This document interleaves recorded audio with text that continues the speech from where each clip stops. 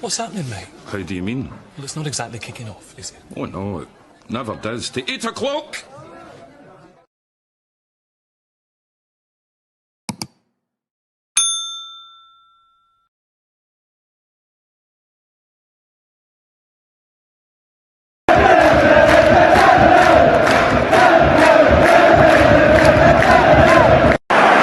Sets up Larsson here. Larsson, oh, he's in! Henrik Larsson! That is sensational! O'Reilly, how about that for a pass? Jota! How about that for a finish? That is Jota for you! In for Henrik Larsson, and Marovcik! His first goal for Celtic! Here is Shunsuke Nakamura! Exquisite!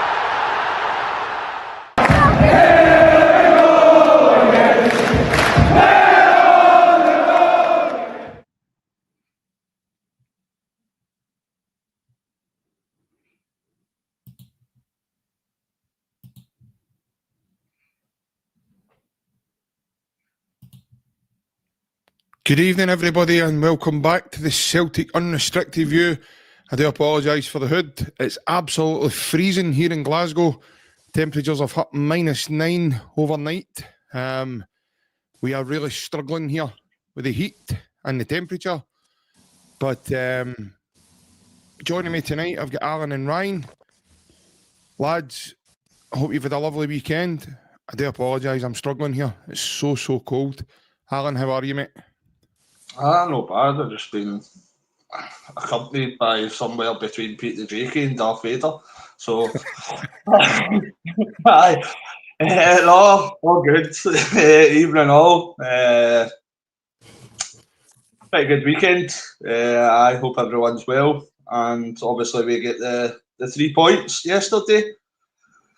Pretty poor performance that we're going to, but most importantly, the 3 points and kind of takes us joint top of the league. But I don't want to laugh too much at my rivals because that same team we could have beat either. So I think we need to up the performances a bit. But at the end of the day, it's positive. 3 points, and that keeps us turning on. And hopefully we can start improving performances, but hope everyone's well and you guys are well too.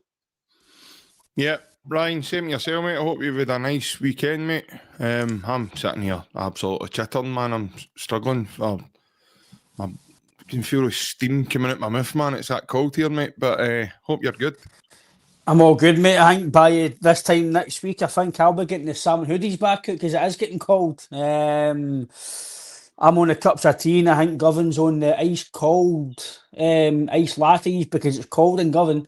I think Russell Martin was feeling the chill today as well, and a lot of women swimming about. So, aye. But apart from that, aye, all good, mate. Like Alan says as well, with the most positive thing was getting the last minute goal, getting the victory. First half wasn't great. Again, second half was better to a degree, but I think the last minute goal with a lot of people, it's kind of overshadowed the kind of performance. But the most important thing is winning, and we've done that, and the mentality the team showed. Still unbeaten. I think it's 1 goal conceded in the league, so realistically we can't be too critical on the park. Obviously we can be critical of the board and obviously all the movement and stuff like that, but in terms of on the park, we still need to be positive. We're top of the league, obviously goal difference, but all in all, mate, we could be in a lot worse stages than our team that across the water are at the moment. So that's what you call a bit of a crisis. So all in all, I'm good, lads, and hope you're well as well. And hope you've really had a good weekend as well. Yep. Good evening to everybody that's tuning in with us. Just going through some of the comments. Hope everybody had a lovely weekend. For us as football fans and Celtic fans, it's been an absolute tremendous weekend, especially football results-wise. And yeah, as Ryan was saying there, Alan, obviously go back to Friday, mate. We hear probably one of the most impressive press conferences from our manager. And things that were said, Brendan did look to have a bit of new energy about him. Certainly the way he was speaking, he had a bit between his teeth. He certainly didn't miss. And also he managed to get his point across very, very well. Yeah, definitely. It was pretty entertaining. I think I've been saying for quite a while that the hierarchy's been hanging the manager out to dry. There's just no gave him the right tools that he requires. That doesn't take away from kind of some of the performances, but I think Brendan's just coming out and telling the truth, basically. I think that there's no other way about it. When he's been treated in that manner, he can't exactly come out and kind of hide away from it. So it was definitely great to watch. Just what I can add in as well. It was great to see the kind of movement starting on Sunday with the majority of the kind of fan base sticking to the 12 minutes. And you kind of, the cameras panned round to the board members, and you could see kind of visually that they were looking like, oh, what's going on here? So let's hope that we continue to make steps forward in regards to the board, because as Ryan just says there, this is the last minute goal isn't going to paper all the cracks. We still need to address the matter at hand, and the matter at hand is that with this board present, that only fit for purpose, then we do need change. But I'm all the moon that we get the 3 points. It could have worked out a hell of a lot worse with that. A couple of good performances, a couple of standout performances that I'm sure we'll touch upon.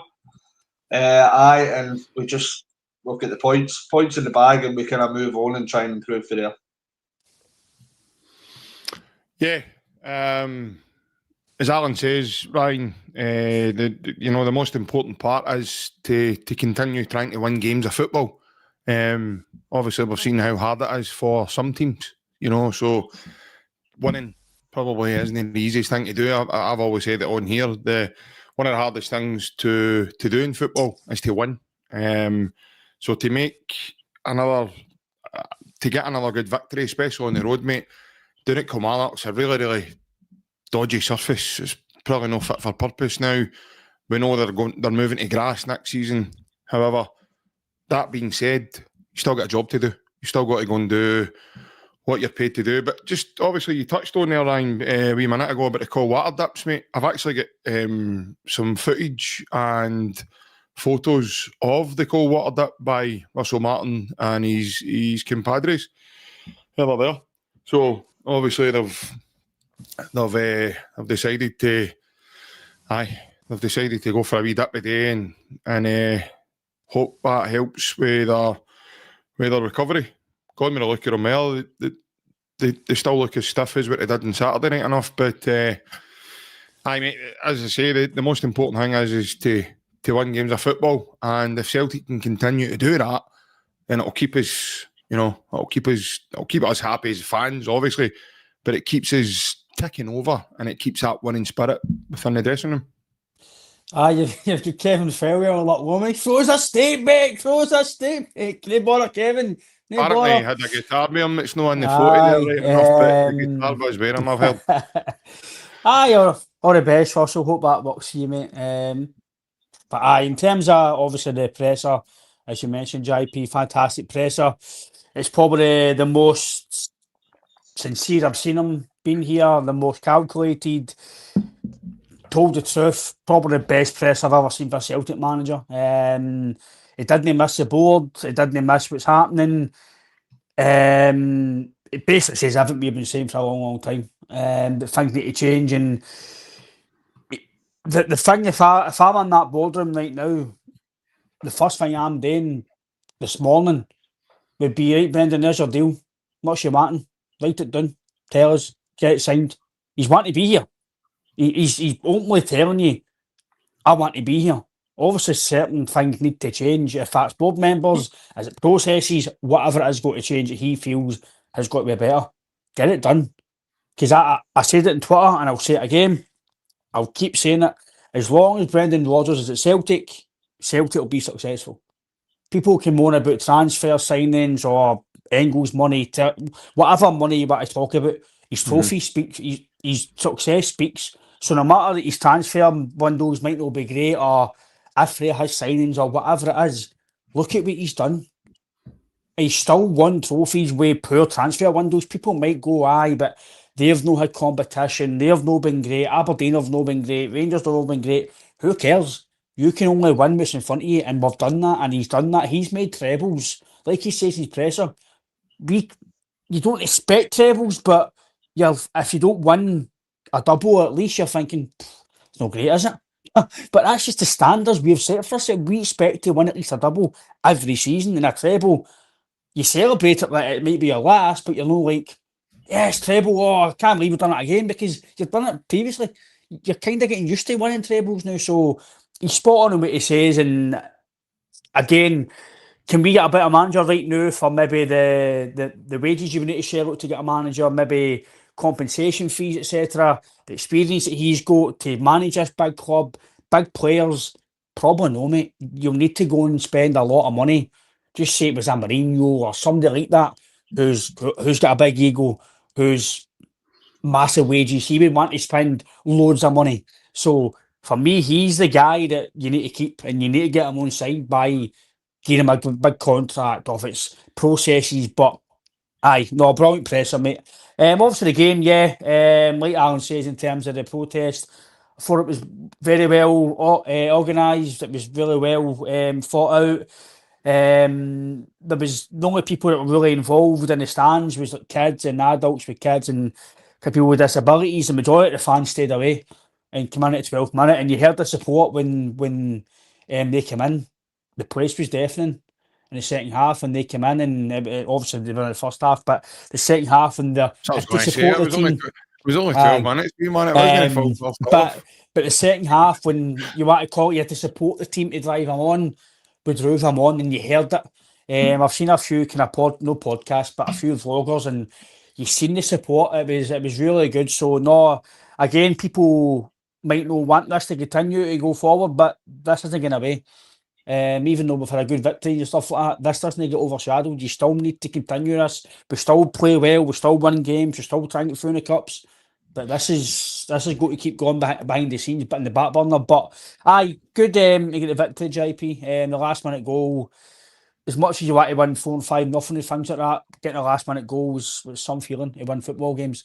And I'll tell you what, put this to yourself, mate. People say that winning's boring and it's tedious, and being Celtic fans must be boring, winning all the time and seeing your team win trophies. Go and see all us probably in the living rooms who won at the game. Go and look at their fans. And you try to tell me that supporting Celtic means nothing. Winning means nothing.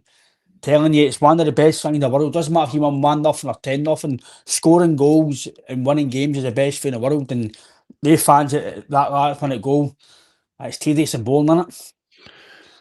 Well, it's interesting you say that, Ryan, in terms of watching Celtic win, right? Because I remember my good lady, just at the Scottish Cup final, before I came to meet yourselves after the game, and we had a wee beverage and stuff.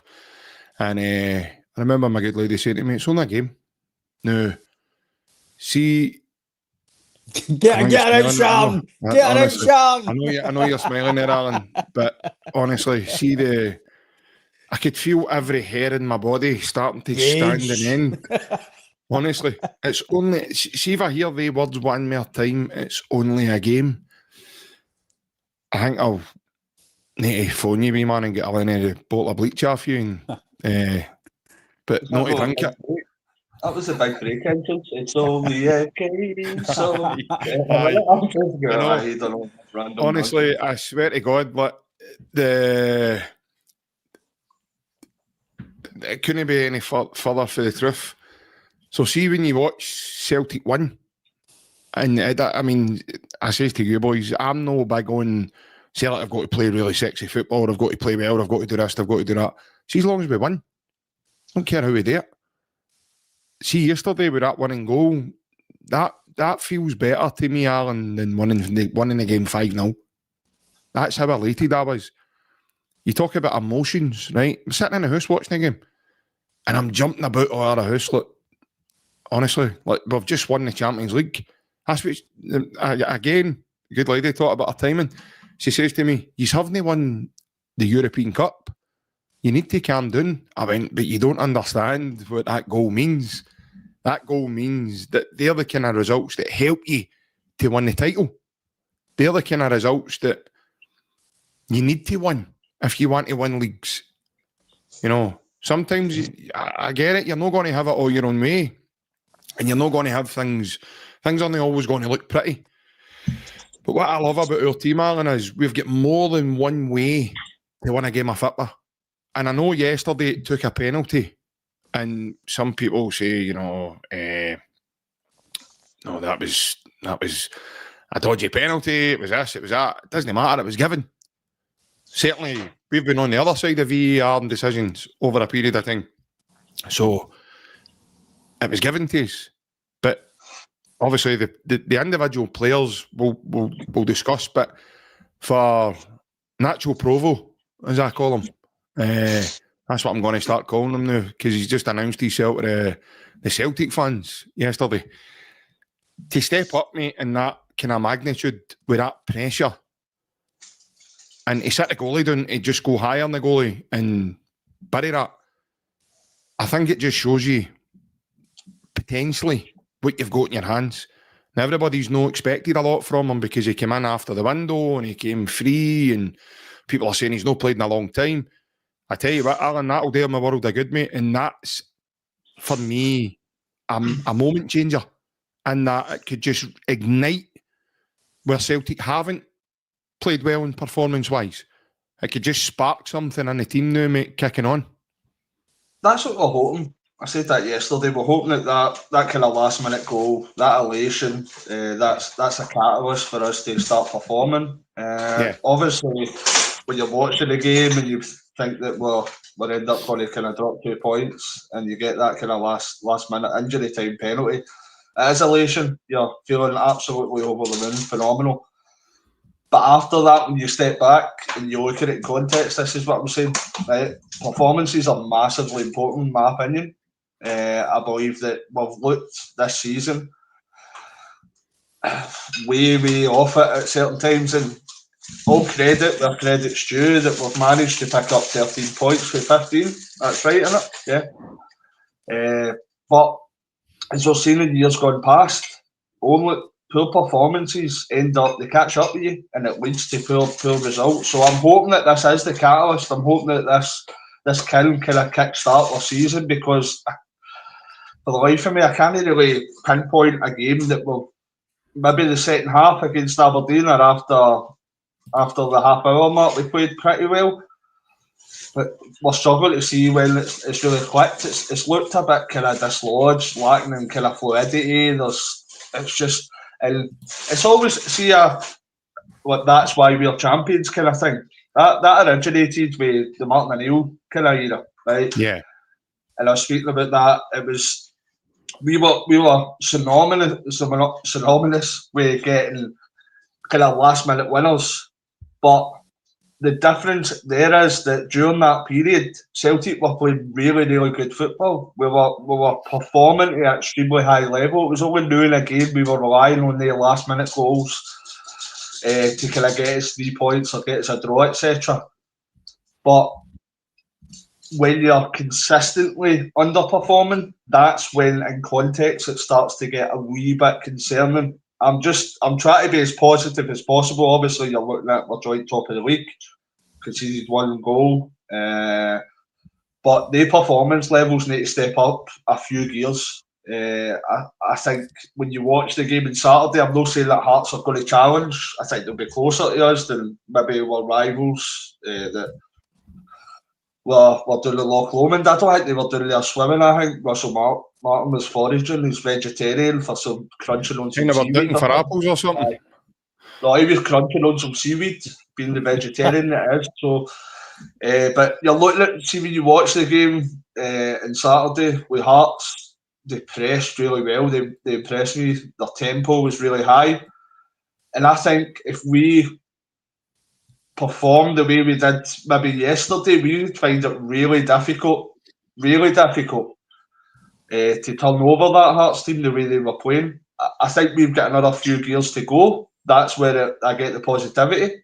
But I think we need to start showing that we've got levels to kind of go.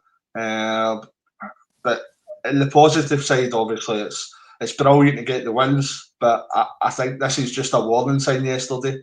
It's a warning that, right, you need to step up performance, lads, because one of these times we're not going to get the kind of last-minute goal, we're not going to get the last-minute penalty, and it is going to come back to bite us. Alan, see as you say that there, did you see a difference in the tempo he were playing, especially second half yesterday? And obviously that comes down to a man we're obviously going to go on and speak about, but I thought there was a change, especially in the tempo and the way we were playing yesterday. I thought it was a change in the second half.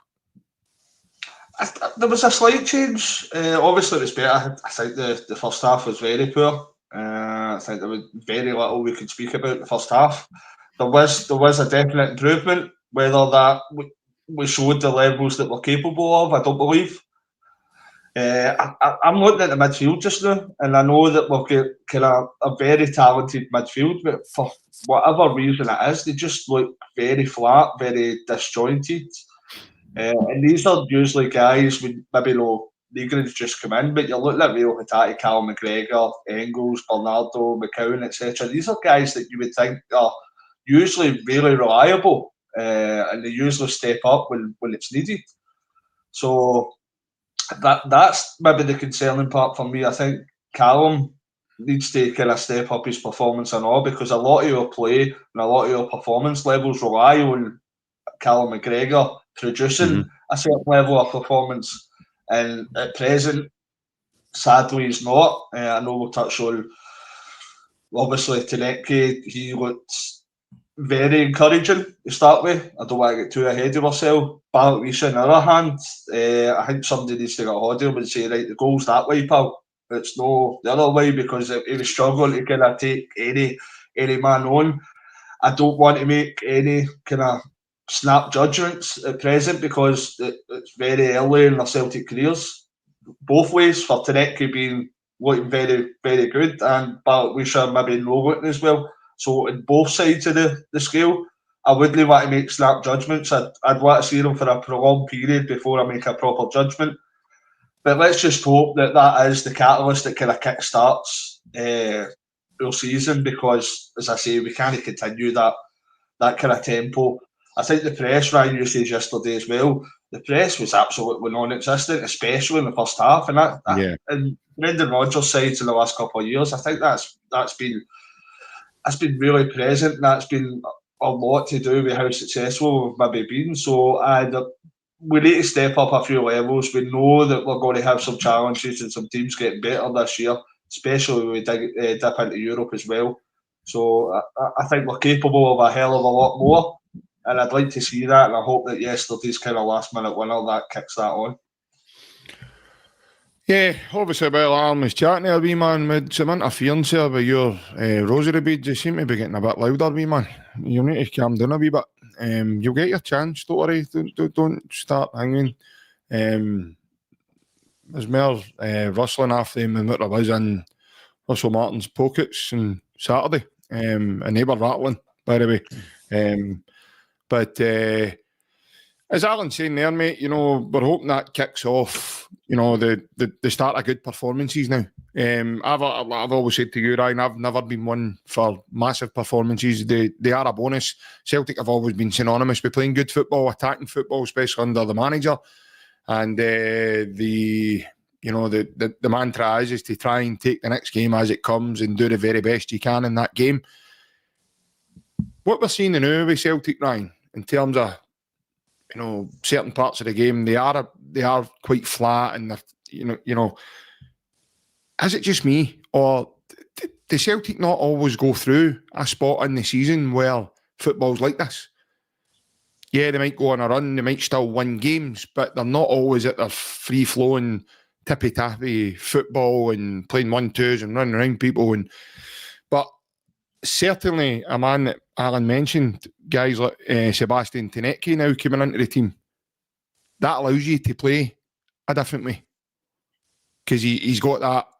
It's pretty clear, and I know Alan's saying we don't want to get ahead of ourselves, and I can understand that, but it's pretty clear, mate, that just by looking at him, even watching him for 10 minutes yesterday, he has that quality to allow us to play like that.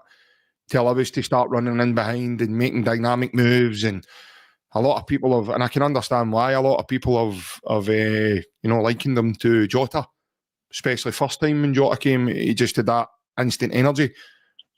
By the way, for a lad to come and make his debut for the team, especially on that pitch, that's what's even more impressive about it, Ryan. But obviously, I've always said with Celtic, Ryan, I've spoke to you many a times about this, mate. We've got severe match winners in our team. Ignacio, you can add to that now because he done it for us yesterday. But to step up in that moment, mate, to actually go to the captain and say, "He's a ball. I want the ball. I'll take it." And have that responsibility, mate. That takes a lot of balls, Ryan, especially when you're just in the door as well, mate. And by the way, fair play to him for showing that. But then that spark is what I was mentioning, what Alan was saying. We hope that's going to kickstart. I've seen this before. This can just re-energise. I think somebody in the comments had said it, hit the reset button for some of the players.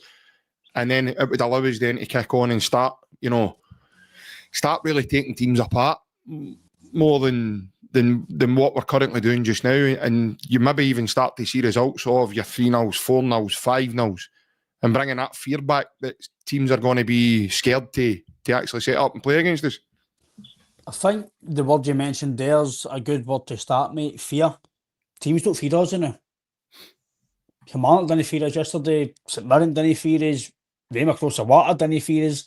We've not got that fear factor in us right now. I don't think we've had it really until maybe the Bayern. After maybe the last game I think we played really, really well that I can remember off the top of my head was Bayern Munich. Since then, I get what you're saying in terms of we normally go through phases between December, January. We normally don't really play well. It's always been the case for the last few years. I've known anyway at Celtic. The last few years we've been through a wee dip in form, but we've always been normally up to November. We've been flying, and we have a wee dip, and it doesn't affect you in the league because you built up a bit of a cushion, and the players maybe go through a phase where it's maybe too many games. And end of September, we're built up a cushion already, I know. But kind of like G-Doc says, like Leipzig, Bayern Munich, that's probably the last performance in my head. I'm thinking, but I thought that's a Celtic team where it was fast, everything was just fluid, and it was flowing, and defensively were good. We've not really been great for a good 4 or 5 months. Still winning games, but I'm agreeing with Aaron. You can win games, but eventually, if you don't play well, you're going to drop points. We've seen it last year when he went through the team for 3 or 4 games. I think we could beat off St Johnstone, we drew against St Johnstone 1-2, and then I think we could beat the Knicks. So we drew 2 or 3 in a row, or we get beat. I can't remember the exact results, but we went through 3 or 4 games where we were absolutely rotten. And I know you can't play well for 90 minutes, but we've been going through a lot of phases where it's been 45 minutes poor, first 15 minutes okay, and then maybe get into the game again. And you can't keep doing that because, like Alan says, you are going to drop points. And it might not be a detriment to the league, it might not. But like Robbie says as well, when it gets to the European games, you can't play like this. I know some of these teams might not be great, like Midtjylland's and West. They might not be up to your standard if when we're at full pelt. Do you think the European games brings a different sort of thought process with the team anyway, rather it might. No, I get you. It might go. What kind of concentration level? It didn't this season so far. So no, I know. But by the way, see, I could feel my brain giving me a shut up! Don't say that. Don't say that. I could feel my brain giving me a sign there. No, I get what you're saying, no, mate. Aye. No, listen, it could. It's a different competition. You've not got the thinking of domestic drop points. You've got a lot of 8 games, I think, to play in that. So I agree with Alan said as well. The midfield, I'm starting to, I think maybe Negan and McGregor, maybe it's time to maybe on the bench because apart from the first 2 or 3 games, Negan's not been good. I don't think he was good at Ibrox. I think he was good. He does wee small things that are good. But there's things in his game I think he's got to improve if he wants to play with us every week. Engels hasn't been that bad this year. Bernardo, as Toby says in the comments, should he be run in the team, something fresh and a new dimension off the bench? I don't know, but Overall, it was good to get the victory, JP. You talk about, I'll let you start on. I'll let you get started on Sebastian. But like Alan says as well, yourself, performances they matter. They don't matter. I think it depends how you feel yourself. But I think if we don't start performing, you'll go to Tynecastle. You might drop points. Easter Road, you might drop points. So you need to start playing better. If you play a bit better, then you'll win, like you says, 2 and you're frees. And I think it's about the window's shut now. That's the last game after. That's the first game back. They've got obviously Thistle should be an easier game for us. I'm not going to say that it's a guaranteed win because anything can happen in football, but you've got a good game to go back into. Hopefully some of the guys get back into tune, or the new boys get back in and basically get settled in. So, and we'll see how we go next week. But no, it was a good performance in terms of, no performance, but it was good to get the victory, and hopefully the catalyst is that last minute goal, and we hopefully start playing a bit better football, mate. Yeah, well, I get it. I understand. I like watching good football as well, and but for me, the most necessity part of it is to try and win games of football. If you can do it playing a certain way, fine, magic. But I don't really get too, personally, I don't get too bogged down if the team aren't playing well. It's going to catch up with us. No, I get what you mean. I can get it. I understand. Yeah, I totally get it. I'd win the game. I'd be like, right, if we guaranteed we're going to win the league, be playing like that all the time, you'd be like, right, I'll take that. Yeah, I was going to go to that and say the downside of that, Alan, is there becomes a familiarity when you play like that. Like if it's a consecutive amount of games, there becomes a comfortableness throughout the group. So yeah, totally, I understand. I totally get it. I want to see us play a lot better as well. Obviously, touching on some of the new guys that have joined the club. One guy I wanted to speak about, Alan. Obviously, Kieran Tierney, big decision. He's been left on the bench, and in comes Marcelo Sarra. I need to stand corrected here because his name's no Sarra. I was listening to an Argentinian commentator, and he was mentioning his English was brilliant, honestly. And he mentioned his name. It's Sarraki. That's the way he's pronounced over in Argentina. It's Marcelo Sarra. But obviously, the way it looks to us is we're calling him Sarra. Suppose as time goes, if he gives a ball away or gives away a penalty, I'd imagine he's going to get caught worse than any names, put it that way. So, especially when a man at a boat with my screen, Alan. So, but we'll leave that for a different story. But yeah, mate, just looking at him, thought he was really comfortable. Thought he shows that he's able to play inverted. But in my opinion, we kind of lost that when we lost Greg Taylor. I'm really glad we've got someone else that's also familiar with that. I noticed a couple of times as well, not only was it a good cross for Maeda, we'll come to that, but he was playing the ball with his right foot. So he was kind of showing that versatility, that he was comfortable passing his right foot when he was coming in the field as well. And I thought he reads the game brilliantly, and he's aggressive. Early thoughts for yourself on Sarraki. I hope I'm pronouncing that right, and I'm not made to look like a big numpty when it be the first time on here right enough, but aye, Alan, your thoughts on the wee man on his first start for the team as well? I'm pretty sure it is Prince Sarraki. I'm well up to date with my paella and doing my flamenco dancing in Spain, so the Spanish language just rolls off my tongue like that. So, a few margaritas. That's just a pizza. That's not a drink. The dorada. So Ryan at your back telling Reef's like glass of Thunderbird. Hi, Thunderbird, please. Hoochie. I just going about a colourful local, and I'm into the country standard. Being out of a class. Las Americas looking for Fusilier. El Hoochie. So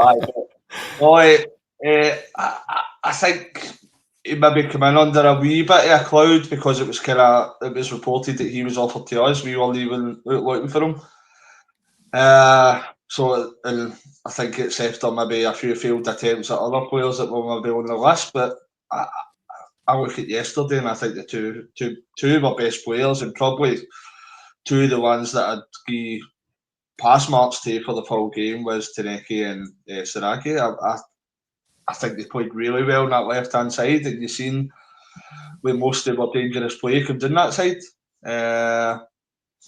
So I think Tierney, I don't think it was a part because he came on to play. I think Brendan says that he'd been out kind of no train for 8 or 9 days, so I don't think that was a massive concern, but it just shows that maybe he's able to come in and fill in, as you say, JP looked to play with his right foot as well, so he could fill in at both left back and right back. With Donovan, we can't really judge much because he's still a young boy. We're always saying about giving kind of the youth a chance and a bit of experience. I think considering that he's still within the youth system, I think he's done reasonably well, but is it really up to the standard we need for the amount of games that we're going to have coming forward? He's going to have a amount of games as well, isn't he? Obviously, now that Tony Ralston's injured. That's what I'm saying. Maybe no. Maybe you could have Tierney and Marcelo on the other side on right back. If he could play both. And I think with the qualities that Marcelo showed yesterday, I think I'd probably prefer to have him at right back. But if I had the choice, say Tierney, and then you could have either Marcelo or Donovan. I think I'd be gone with the latter. So I think that he showed yesterday, he looked really comfortable on the ball. At a few stages of his play, it reminded me a wee bit of Greg Taylor when he was coming inside. He was playing a lot kind of inverted as well. So I was really impressed with that left-hand side. I think that was probably the most inspiring part of the team. And that is definitely a positive going forward. Yeah, Ryan, obviously Alan touches on young Kobe Donovan. Made his kind of first start for the domestically for the team. No, we've got split comments in the comment section. I've seen split comments on him. I personally, I thought he done okay. I can understand where Alan's coming from in terms of experience. There is going to be harder games coming along the way.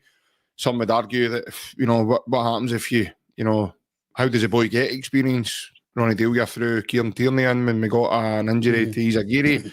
That's how some of these things can really kick off. I thought the boy looked fine. He certainly looked fine going forward. There was a couple of shaky moments, but you can understand that. He's 18 years of age and he's playing with his boyhood heroes. He's probably got that kind of butterfly feeling in his belly half the time as well, pinching himself. I can't believe I'm doing this. So, yeah, I get where Alan's coming from. I can understand the idea of people looking for maybe that wee bit more experience. Saracchi looks as if he's certainly got that in abundance, right? But just early on, in terms of Saracchi, should I say, what's your own thoughts on him? Because certainly, I know you did say that he's certainly a bundle of energy, that's for sure, and he gets himself about, and he looks very aware.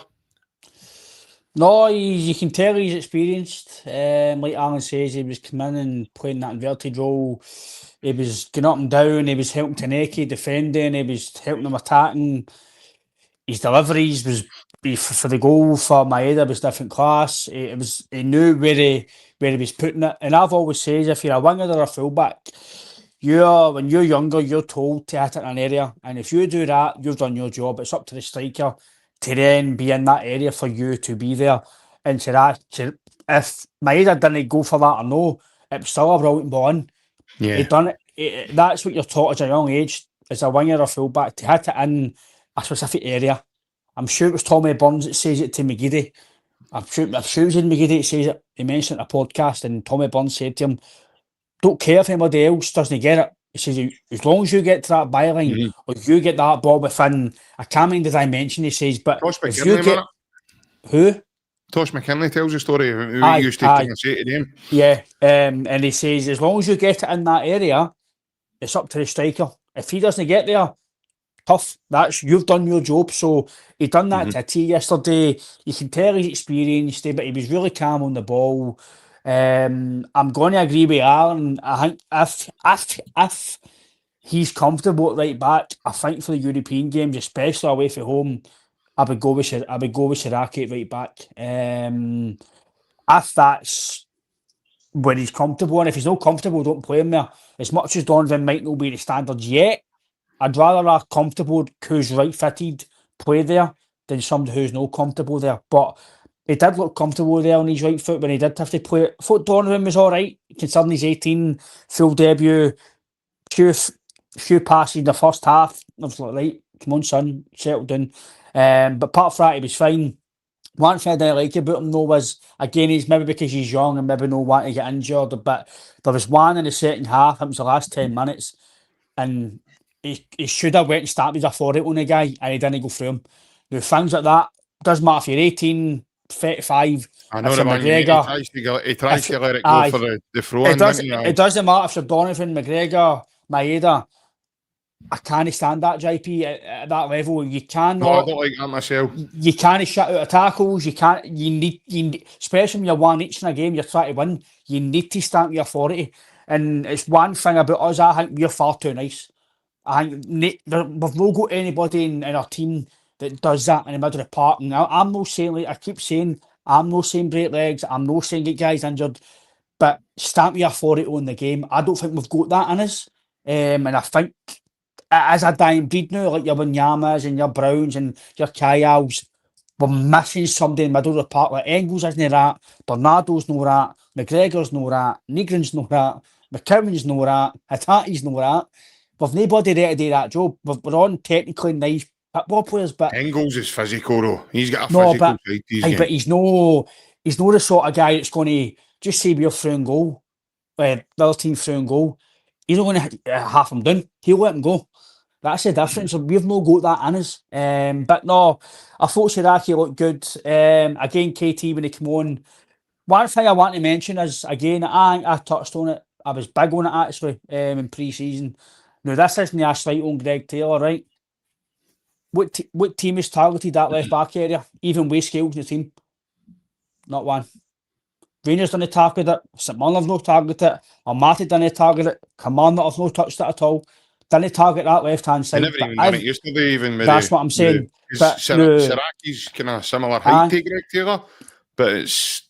people might have said that I kept, Ryan, you don't like Taylor. There was reasons why I kept saying every single team we played, it doesn't matter if it was Scales next to Taylor or if it was Murray or whoever it was, when Greg Taylor played on the left-hand side, every ball was doing that side. It wasn't John Johnston's side. It was always there. And ever since KT and even Sirachi's been in there, not one team has targeted that left-hand side. The Rangers tried it once with Gassama and Tierney. See you later, son. And that was him. I thought Tierney's been actually pretty decent. Just because he's not flying Tierney just yet. Oh, he's finished. He's not up to it yet. And I think when Tatey starts the game, we've had a clean sheet. So I think it's just game time to get back into the rhythm of playing here. He's like Roger says, he's been out no training the last few days. He's come back from an injury in the summer. Just let him play. Don't put pressure on the guy. He's already got enough pressure being here anyway. Just let him come in and play. And I thought Siraki was pretty decent. And I'd like to see him at right back, but again, you've got to give Donovan a chance now. He's played okay. He'll probably play against Thistle. And we'll see how he turns up. Yeah. I'm looking forward to. Hopefully, we get to see a bit more of Siraki as well, because I think he's certainly showed he's more than capable. Alan, another boy. I know you mentioned him earlier, mate. In terms of you don't want to get too ahead of ourselves or anything else. I'm probably a bit more excited in terms of this, and I'm going to put my neck in the line. I have never seen anybody eliminate a man 1v1 I thought you were going to say the normal thing when you say No. your By belt. the way, he's already surpassed that yesterday. But So don't say it. You end up jinxing players. no, I'm not going to. But I've never seen anybody eliminate a 1v1 like the way he done in a long time, mate. The boy Brown, that's Kilmarnock's fullback, he's actually started the season really well. And he made him look like a wee boy. 3 or 4 times. Just every time he just stood him up and went by him. But he went by him in many different ways. One time he nutted him, he knocked the ball around him, he went down the outside, he went in the inside. But one thing is clear, mate, his elimination ability in a 1v1 looks off the scale. And it looks like he's probably got about half a dozen tricks. You remember Louis Palmer, and people got the justy Louis Palmer after a wee while when he was going down the outside, then he would cut in his right. Tounekti doesn't look as if he's got that. Tounekti looks as if he's got more than the one thing in his locker. I think similar to Jota in that aspect, that he can go either way. And also he can play with 2 feet, which is a big helping hand as well. You look at his running in behind, his running power, the one McGregor picks him out. Actually, if Tounekti's probably looking at the analysation of that, he's probably wondering why he's not went with that with his head. He's probably anticipated the goalkeeper being out further. My only question would be, Alan, why was he not in weeks ago? Why was he not here weeks ago? Because we would probably be in the Champions League just now, and I'm just hazarding a good guess here.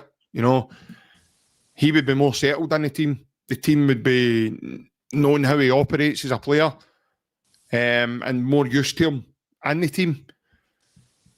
But the early signs from Sebastian Tounekti, mate, has, and quite rightly so, probably excited every Celtic fan and their granny. Aye, you usually know within watching a player for maybe a half of football, you know right away if they've got ability, if their technique, etc. So I always like to see them for a few games before I get ahead of myself, but it was beyond encouraging. I think that you get these types of players like Jota, and I'm putting Tounekti in. I'm not comparing them to Jota whatsoever, but you get these players that get bums off seats. And the last one before Jota I can remember, maybe you say if I'm wrong, it's Aidan McGeady. But when you go to the ball, people getting off seats are like, right, come on, do something. You knew something was going to happen, and he's got that kind of trickery. And that, like Palmer, he was slow in a week in the jail when he was trying to get past somebody. So it's like, you can see right away when he makes that turn to get past a player, he's got that burst of pace, that acceleration that can kind of eliminate that defender. So it's massively encouraging what we seen yesterday. But we obviously need to see that. We know how temperamental the wingers can be. How their form can kind of come in and out. So it's positive and it's looking very, very promising.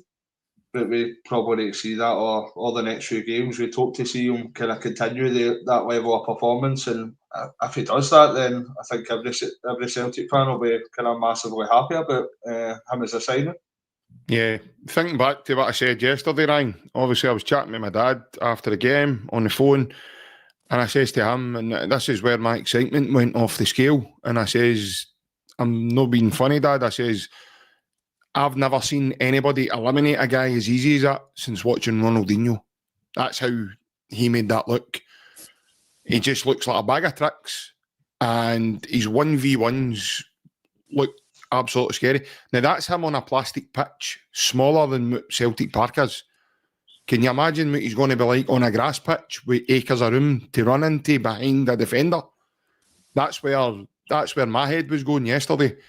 But that's where my excitement was. You're talking about guys like Ronaldinho, who's retired for the game, but he's the greatest ever there's been. But I was talking about in situations in a 1v1, the total just evading his man. Ryan, I've not seen it for a long time, mate, and I was really excited watching it.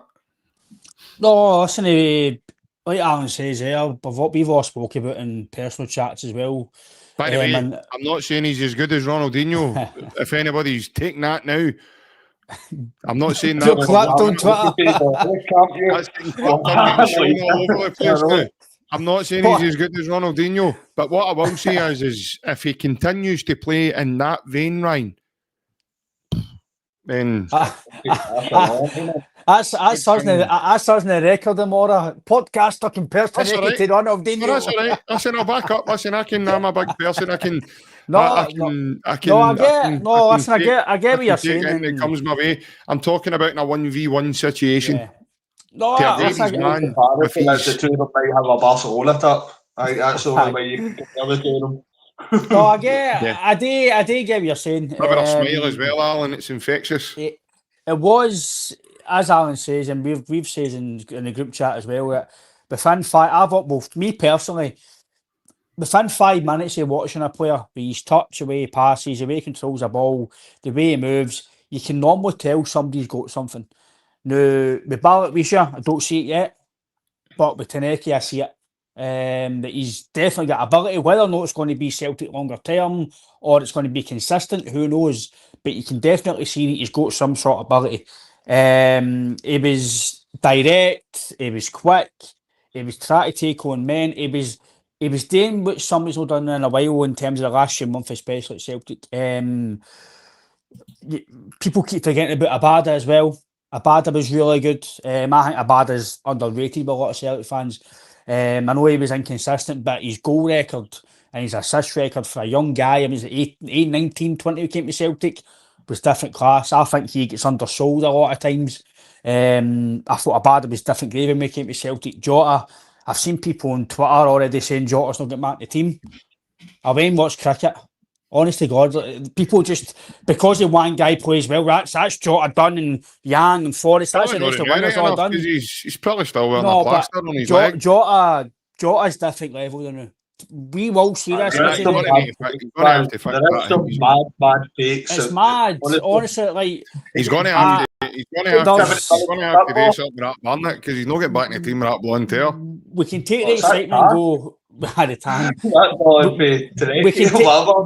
We can take the excitement and we can go, right, good performance, good start.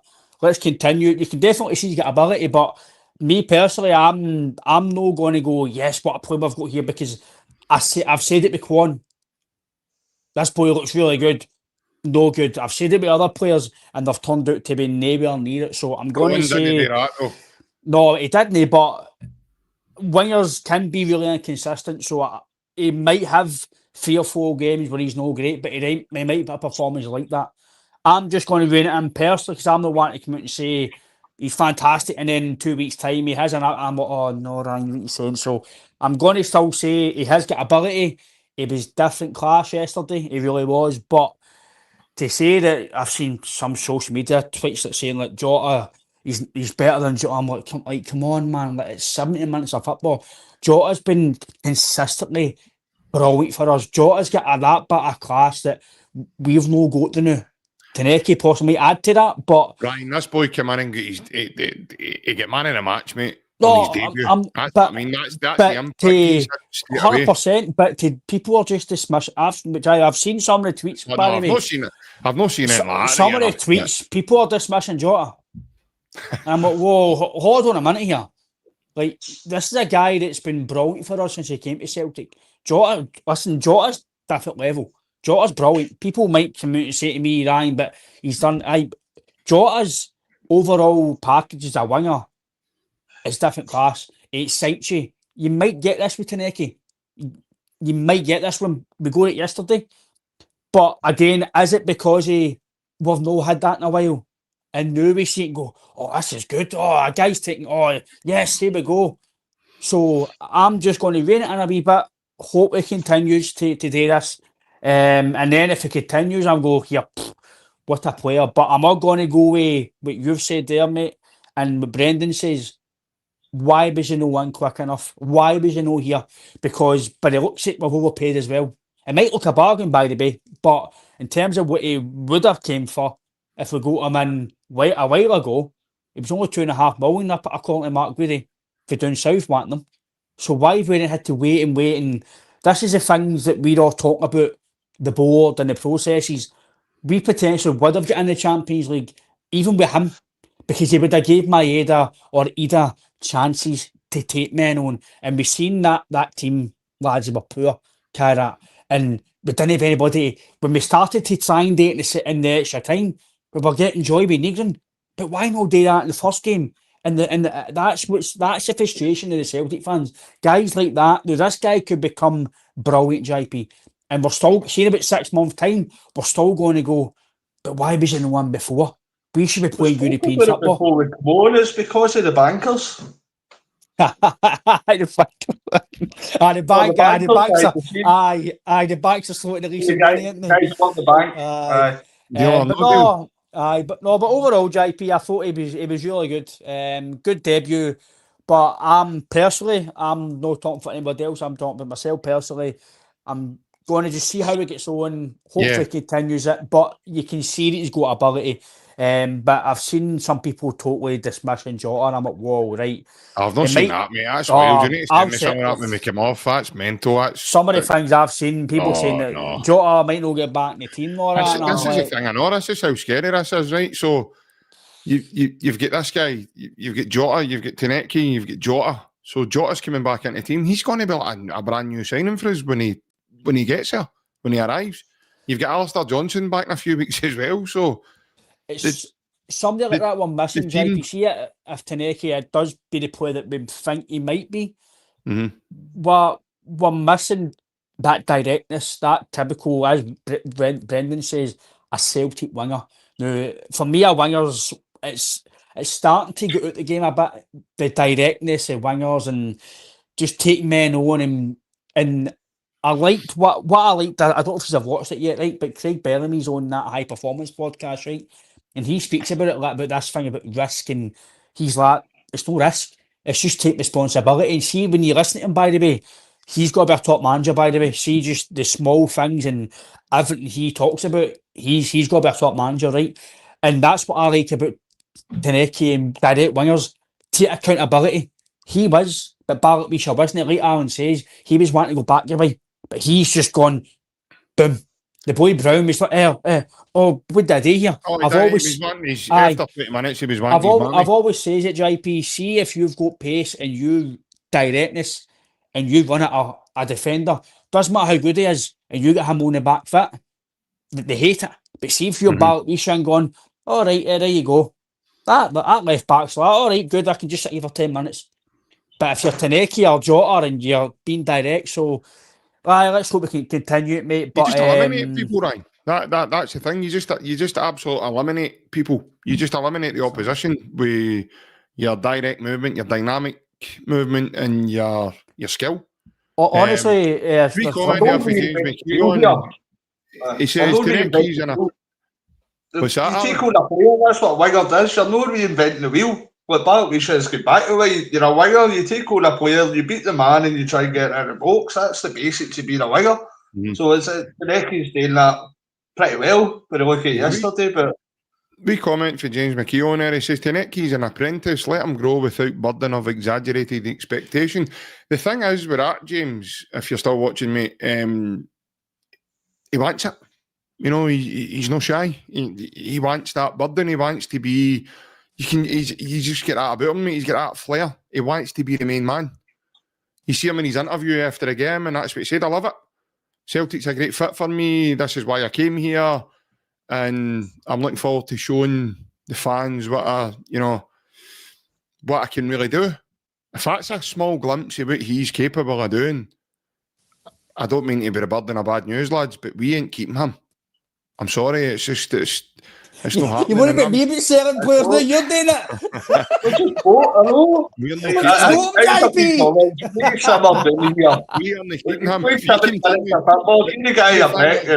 thing is, lads, right? The thing is, and this is a harsh reality at Celtic, right?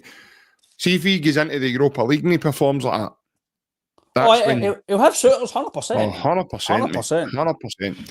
And that's a harsh reality. Players like that, unfortunately, it's a bit like Neil Lennon with Van Dijk. Just enjoy yourself, son, while you're here, because you'll not be here too long. He said right away, aye. the only reason, no, I've never been premature, James, in my life. Never. I wasn't even a premature baby when I was born, mate. That's why he's got two ends. He's asking her to use always premature. I've never been premature. It's never. I'm always late rather than anything else. No. Listen, I'm actually giving the boy a compliment. I'm not trying to burst MD's bubble. That's how good I think this boy is. I've got a really good feeling about this boy. That's the best debut of an individual. That's the best debut. Honestly, that's the best debut I've seen in a long, probably since Scott Sinclair. And even that was a sudden impact straight away as well.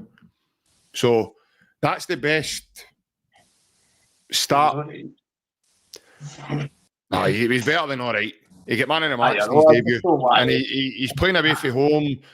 He's playing away when there's a protest with his own fans going on, and there's loads of mitigating circumstances here, and still to go and perform like that takes huge balls, especially coming into a new team and doing that and just taking the game with a scruff of the neck, which he did. And he got better as the game went on. I think that's what happened there. He kind of came into his own later in the game, and but it's the best debut I've seen for a while, and that's why I was excited last night. And 100%, James. No, listen, 100%, mate. It always does start with good feelings. However, the gaffer is brilliant, mate, at keeping people grounded in our team. When you look at other teams full of big egos, full of big personalities, aye. But the gaffer's good at keeping their team grounded and keeping their team, taking the next game as it comes and not getting too carried away with themselves. But that's where he is. I mean, that's how excited. I mean, we're all talking about this, as if, that's what he's done to us. So we now look to the next game and we can't wait to see him again. Everybody was giving it, here we go. He's late in the window, it's this, it's that, blah, blah, blah. Wow, man. If he wasn't first on the list, thank God. Thank God. If he was second on the list, thank God. If he was third on the list, thank God he's here. I think they two probably were on the list, JP, but they didn't get run quick enough because Barkwisher's been rumoured to us for months and months since last year. So that's one thing I'll say, right? Barkwisher's been touted to us for probably about the last 8 to 10 months, 12 months, right? See if he doesn't do well, that's on Brendan and the recruitment team, because that's his signing. That's no one away from here, Barkwisher. So he's obviously been on there peripherally for a long, long time. So, James, I hope he does well. I know he's not a right winger, so I'm going to give him a wee bit of slack. He is a left winger, or he can play as a 10. Brendan did mention that, Ryan, didn't he? He did say he was playing him out of position. We might see him better than that ilk, but maybe it's just me. Maybe I've got too high standards. Maybe, I don't know. But I don't think it matters where you play. If you're good enough and you're a winger, if you play a 10, left, at a professional level, you should be good enough for your both feet. At that level, you should be adequate to be both sided. And if he's a right winger, if he's a left winger, that's fair enough. He's right, whatever he is. But it shouldn't matter what wing you're on. You should still be taking men on and going forward. And I just hope this is where maybe go to Celtic Park, full crowd. That'll get him going. But like I say, you can't judge anybody or 2 games or 70 minutes an hour. You need to let some of these guys play. But I do like Tounekti. He does look good. But you mentioned Scott Sinclair. The difference with us with Sinclair, but we all knew Sinclair. We knew what he could do. It was just he went after when he was. Aye, but it was just getting that spark in him. But for me, the best debut I've ever seen for well-known football as a Celtic fan, that impact player was Scott Sinclair. That debut at Tynecastle was unbelievable. The quality that he showed, the power, the pay, that was a Premier League winger, and you've seen that. Tounekti showed glimpses of that, but for me, the best winger I've seen impact-wise, signing-wise, is Sinclair. That was phenomenal. You seen the level that he was at, and that was a level that wasn't Celtic at that time. That was, wow, is that what the Premier League gives you? And that's what I think I'm like, that's the sort of play that you can maybe get if you do opened the purse strings a wee bit, but we only got him because he was no playing at Villa, mate. But yeah, he was different And class. Brendan Sinclair, man. Rodgers. Aye, Sinclair was Brendan was different class, amazing. mate. Yeah, no, he was. Alan, obviously, Balak Wisha, mate, he's, you know, there's been certain fans that have gave him some criticism, and in my opinion, I've been a wee bit heavy on the boy, you know. He is just here. There's plenty more time. Would you agree in terms of, I know playing at Celtic, you don't get a lot of time, you need to kind of start, but in terms of his own well-being at Celtic, there's enough time for him to show us what he got. I mean, you look at Larson, he's a bobby to Jack Charnley. First game, boom, second goal. Second game of FC Tyrol on the Thursday night, he scores an own goal at Celtic Park. Kevin Bridges, his well-known line for it. My dad says you're a wee diddy. You know, it's, you think to yourself, I hope I've got a receipt for this guy. So there's been plenty of times where things have turned and got well. Brendan did mention he's playing out of position, so are we willing to, you know, look at that and go, right, okay, fair enough. However, I get where you're coming from, Alan, earlier. You know, you also need to show that positivity. You look at Tounekti on the other side. He's coming in the field, he's going back the way, he's playing safe, he's not really being that wee bit more ambitious. Who knows, maybe that'll come, but he certainly needs to show that.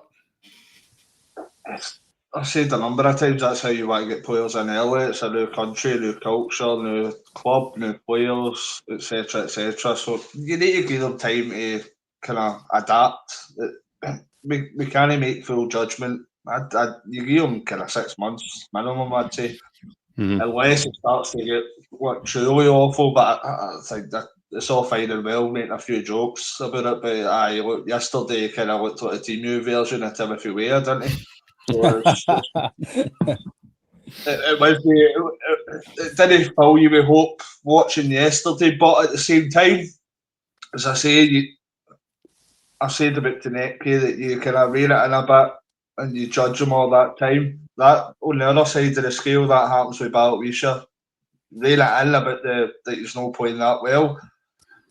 Let him adapt to the club. Let him see how he gets on, and then judge him in a few months down the road. But it's just he's maybe no hit the ground running as much as Tounekti, but he could be a kind of late bloomer. In a few weeks' time, you could be saying that he's kind of up to that level as well. So, let's be positive, and here's hoping that he's up to the standard and can step up to the mark. Yeah, 100%. Finally, obviously, another man making his debut for the club came in late in the window. Actually, came in when the window closed. Killie Iniacho. Right away, he comes on. He has a couple of touches, and then we have a moment in the game.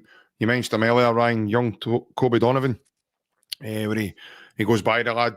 I know the lad that he went by. Pretty sure he was on loan to Motherwell, wasn't he, under Kettlewell as well? And I think he was injured as well yesterday, so he was kind of struggling. That being said, Kobe manages to evade his challenge and get by him, get to the byline, cuts the ball across. James Forrest shoots, and the ball takes a pinball deflection up off the lad Mail's arm. The ball then proceeds on and then goes out of play, and then it's looked upon by VAR, and they award Celtic a penalty, and then up steps Killie Iniacho. In terms of stepping up, mate, when we look at the game back, you see Callum McGregor at the penalty spot. Did you actually think at that moment in time Callum McGregor was going to hit that penalty himself? And were you actually surprised when you saw Iniacho take the ball from him?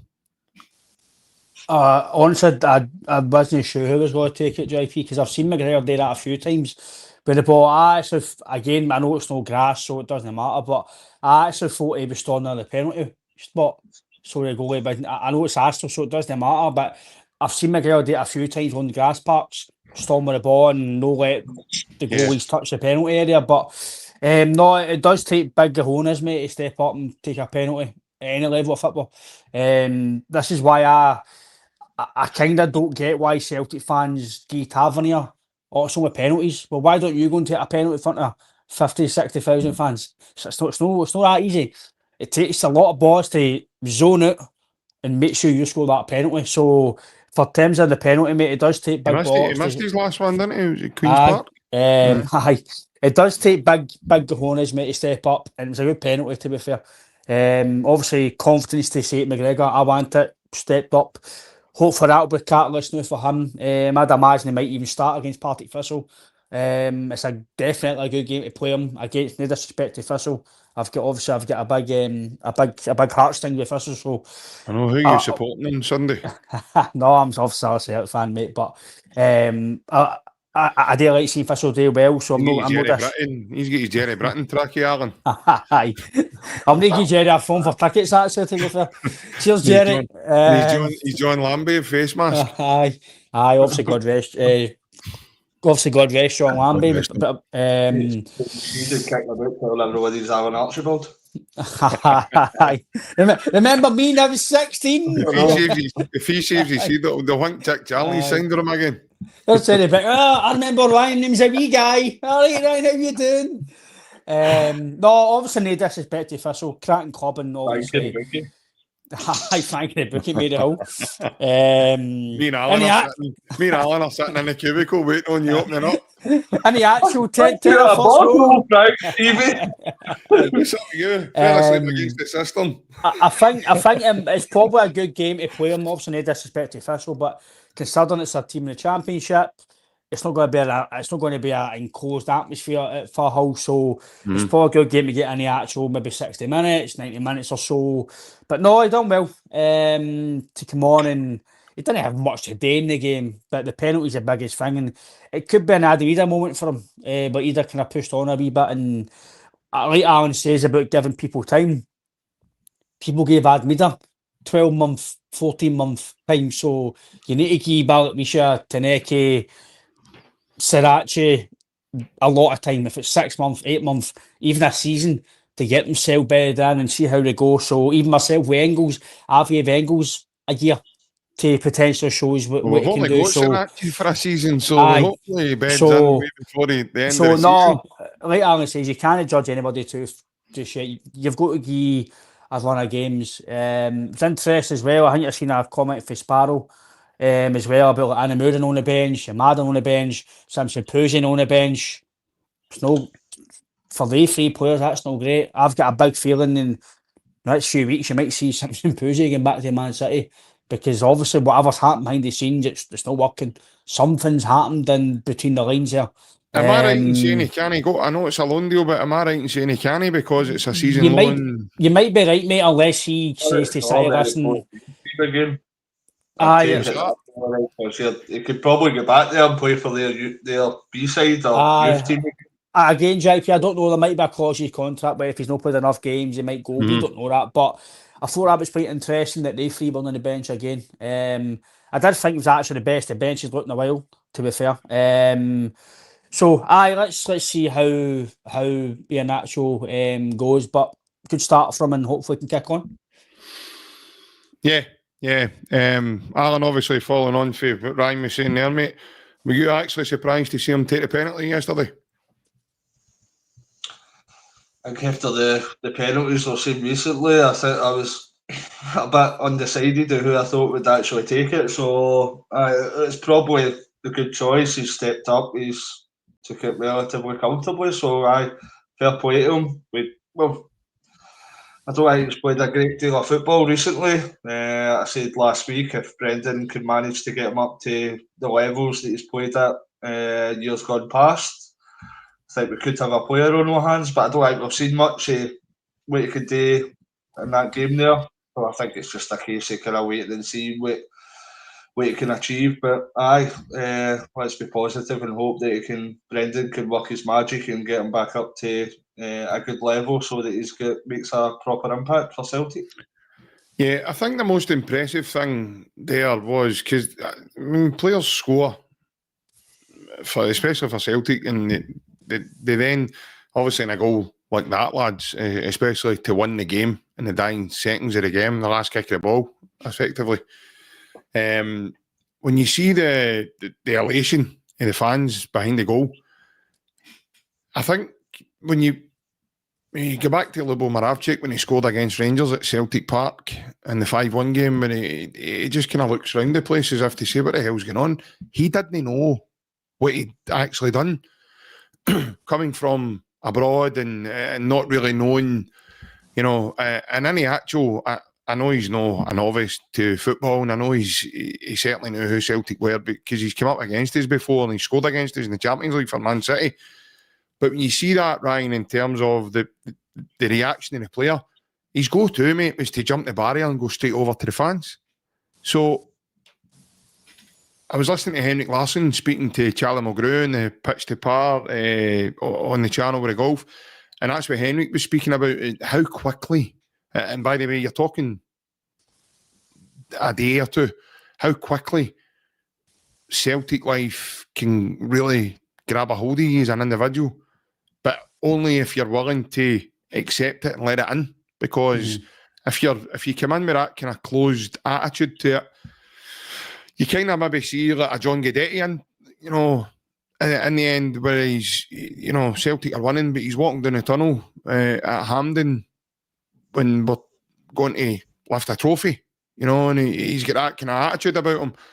But when you see any actual jumping the barriers and really, I mean, his celebration was superb, but you can understand how quickly things like that can grip a hold of you. Like you say, Ryan, kicking him on, but any actual's probably one of those players, mate. He probably doesn't need much more to kick him on. He probably knows now what he's singing for, and he knows now how much even that yesterday meant to those fans. So if you've got the bit between your teeth, like he says, mate, he's not played for a wee while, so if you've got the bit between your teeth to get back in and show what you can really do, and he is a player that there is no doubt there is tremendous quality about him. You know, he's definitely got that. He showed that for Leicester. As Alan says, if Brendan can work his magic and get him back to even a percentage of what he was able to do in the English Premier League, we've got a player in our hands, mate. I think that's, for me, it's still a big if though. It's if we can get him back to that level, because I've seen people talk about, like when he played in Man City, that was like 6, 7, 8 years ago. He's not a 22-year-old boy anymore. 21. He's nearly, he's 28 now, so he's still at a peak level. Like Kieran Tierney, he's at his peak, his age for football ability. So, he's got a massive chance now, JP, to go and get himself back to his quality. Obviously with Brendan, he got a lot out of him. I don't know if it was it no like 48 goal. Was it no like, I don't know if it was like 30. I can't mind the exact goals he got, but in terms of like goals and assists, it was a good level with Leicester. I heard the stats yesterday, but I don't want to sit here and say I know the stats fully. I don't know the exact number, but it was a good contribution of goals and assists with Leicester. So look, it's all about getting him game time now. That's why I think he's got to play against Partick Thistle. I would play Maeda on the bench. I would play Bartlett and Tounekti. I know some of the young guys or some of the fringe players might need some game time. But I think it's about trying to keep the team going now. I don't think you don't want to chop and change too much, because they've got one of the games as well. He plays well and get used to playing with each other. So I would definitely start him against Thistle, and then I would leave Maeda to play against, obviously, I think it's Red Star Belgrade, or I know that's a different name now, but because that's a tough game away there. I'm sure that's a ferocious atmosphere. I'm not going to say it, mate. I don't know what. I'm going to embarrass myself in front of I'm not going to embarrass in front of the nation. But I'm sure if I'm right in saying that's quite an intimidating atmosphere there. The stadium's quite on top of you, and the tunnel's gruesome as hell. So I think you're walking through what Bhoys there. Honestly, so I would go with playing play balls and all that. I would maybe try in the natural against Thistle. I feel like a home game for us, because they get that hostility when they go to Ibrox, don't they? I know, but I know. Listen, let's see how he turns out, mate. But I'm still got a big if for him, because it's if we can get him back to that level. He's going to probably need a bit. I know he's been fit in training and stuff, but we've all played football, lads. It's all right saying you've been training yourself and training, but when you're playing, sometimes at pre-season or yourself, JP, you might have trained well all summer, but the first 20 minutes of a game, you're like, Jesus Christ, I'm blown here. So it takes you a few games to get back into the swing of things. So listen, it's all upwards from now.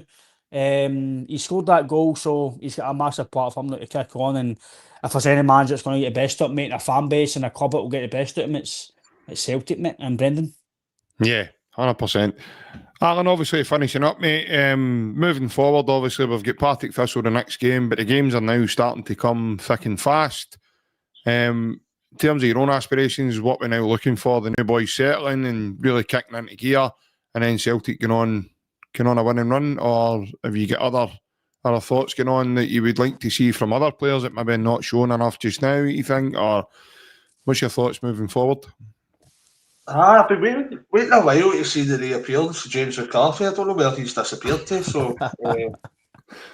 I seen him doing Duke Street getting his haircut last week. Just go and ask for a photo with Hoopy, mate. It's him. Honestly, he's took care. I think Brendan probably, there's a lot of games coming up in a short period of time, so Brendan has to kind of manage the squad and just kind of be wise in who's playing and how often they're playing, etc. I think Ryan's right that Collection should be getting more game time, but at the same time, you're looking at Maida as well to maybe bring back some of his confidence. So, it's a kind of measured approach to it. I think I think he needs to be delicate at how much kind of squad rotation he does. But there definitely has to be a bit of squad rotation at the same time because you're playing that many games. So I'll be interested to see how we line up at the weekend. I think it's no... Obviously, you could look at Partick Thistle, they're in the league below us, but it's not going to be a gimme either. We need to fully respect the opposition we're going to play against. So I think he'll maybe make a few changes, but I think it'll still be relatively strong, to be honest. So I'll be interested to see what the lineup is at the weekend, but I look forward to it. Yeah, obviously, before I bring your sell in on that, Ryan Big Rab says, why are you guys not talking about how similar our strikers are? Kenny is the one that is different. Well, for me, there's no similarity at all. One's Japanese, one's Nigerian, and another one plays for Republic Island. So there's a massive difference between certainly all three of them. Listen, I get what you mean, Rob, but for me, they're all different. They've all got different makeup and what they can do. And they bring a variety. Like Yamada's probably the quickest from all three of them. Are you including Maeda in that? If you are, then yeah, Yamada's probably not the quickest. It's probably Maeda, looking at the two players. But for me, they all bring something different. Who knows what we're going to see moving forward in terms of that, Ryan? Obviously, we don't know what kind of... I like Johnny Kenny. I like what I've seen of Johnny. I'd like to see Johnny get more game time, especially domestically, because I think he's more than capable, and I think you would get goals from, especially. And touching on that, and then obviously touching on moving forward, Ryan, in terms of your own aspirations, mate. I'll probably stick my neck on the line, mate, and I think you'll hardly see Johnny Kenny play with Celtic again. I don't think you'll see a lot of him, especially... long-term contract as well. And I said it pre-season, I understand it, but Johnny Kenny's no a major asset at Celtic. He didn't deserve a new deal. That's why I keep talking about standards of the football club. You don't just key contracts out willy-nilly. You need to earn your contract. And Johnny Kenny, again, amazing for him. Financially, family-wise, career-wise, amazing. That's not on him. But this is what I'm saying about, we're talking about the board things. Who's giving Johnny Kenny a new deal? He doesn't deserve a new deal. Let's call a spade a spade. He's not done enough of a Celtic jersey to get a new deal. As much as we all love James Forrest, did James Forrest deserve a new contract at Celtic? No, he didn't. He only got one because he's loyal to the club and been here all along.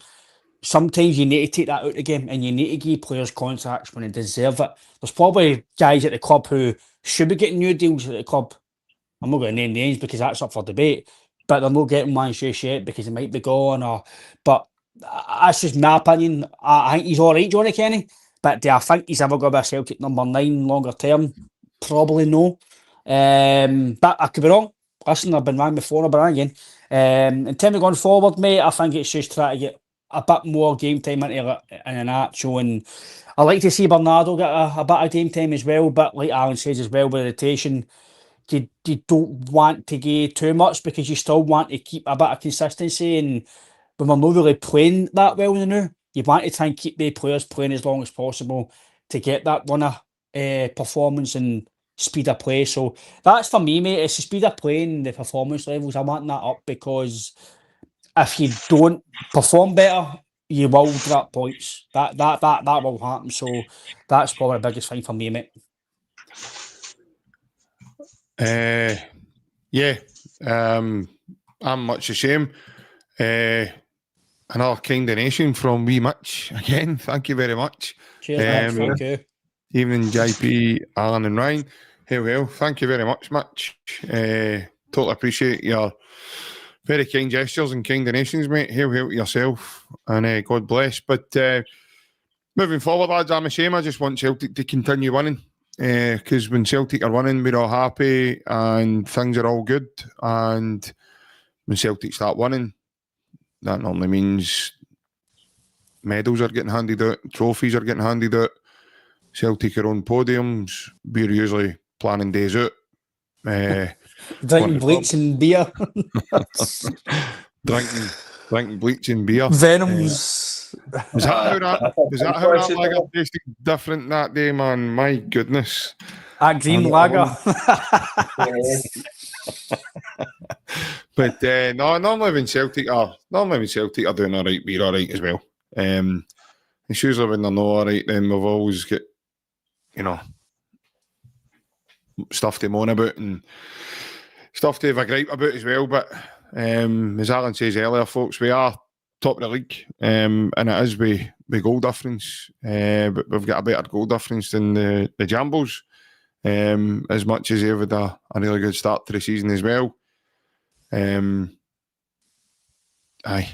think about, and that to me, lads, has been overshadowed as well with all the off the field antics that's been happening with the football club and all the nonsense that's now come out about, the way the transfer window ended and surrounding circumstances, people trying to set Brendan up with the media and making up nonsense, lies, fabricating lies to the fans, telling us it's UEFA's fault for not being able to go and bring in transfers and just absolute nonsense. And I didn't like that, to be honest, lads. I've not enjoyed the summer that way. There's been way too much noise came out of us. But when you look over the weekend, things could be a hell of a lot worse. Our biggest rivals in the country are sitting 10th in the league after 5 games, and they've spent an absolute fortune on their team. Just get the keys to Michael Nicholson's house. It'll be like Wally McIntoshes and still game. We've done get away. You just picture you just going in there going, I can't mind what it was I lent him. I can't mind what it was I lent him. We're standing outside the chapel going, the thing is, Father, Michael was an awful tapper. I want my dignity back. Michael. You walk in his house from my house. You walk in his house and Brian Wilson is like that. What is that? Where's my brown loaf? Michael, you didn't come in for his brown loaf and knew he's settle a wee more statistics with his Celtic unrestricted view mug rattled around his knuckles, man. But Boy, man, Josh was a man. They got the keys to the house. He's like, Chris the postman. What's Ryan here, Chris? The postman. Michael Nicholson is into work in a couple of weeks. The thing is, the postman seen who done it. It was 4 old guys. You've got Brendan Rodgers going, look, Michael, a player and an envelope. Aye. That was it. That's what I lent him. And it's Quan lying sleeping on his bed set. That's what I lent him. A flask of lentil soup sitting there for 4 years. Brilliant. But No, good chat again, lads. We could sit here all night and chat about Celtic and no, good chat again. Thanks to everybody that's tuned in with us across the platforms. Cheers for coming on with us on a Monday night. We will be back in the week, folks. Just keep an eye on the socials and the community section of the YouTube channel. Above all else, stay safe, wrap up well, because as I said at the beginning, it is -9. Take care. Hail, hail. We'll see you all again. Bye-bye.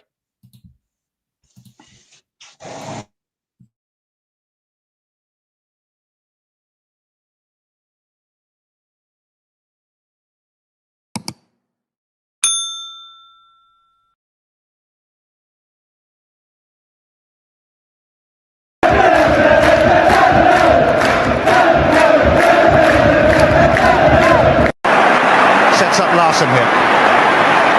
Larsson. Oh, he's in! Henrik Larsson! That is sensational! O'Reilly. How about that for a pass? Jota! How about that for a finish? That is Jota for you! In for Henrik Larsson. And Moravcik! His first goal for Celtic! Here is Shunsuke Nakamura! Exquisite!